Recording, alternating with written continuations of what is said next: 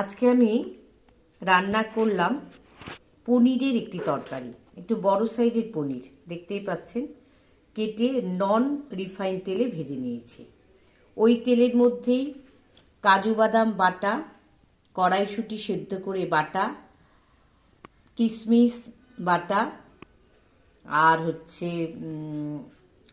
আদা সেদ্ধ করে বাটা, আমন্ড বাদাম বাটা সব একসঙ্গে বেটে এবং কিছু ধনে পাতা বাটা দিয়ে নাড়াচাড়া করেছি। কিছু ক্যাপসিকাম লঙ্কা, কিছু লাল পাকা এরকম লঙ্কা দিয়েছি, যেরকম ঝাল খাবো।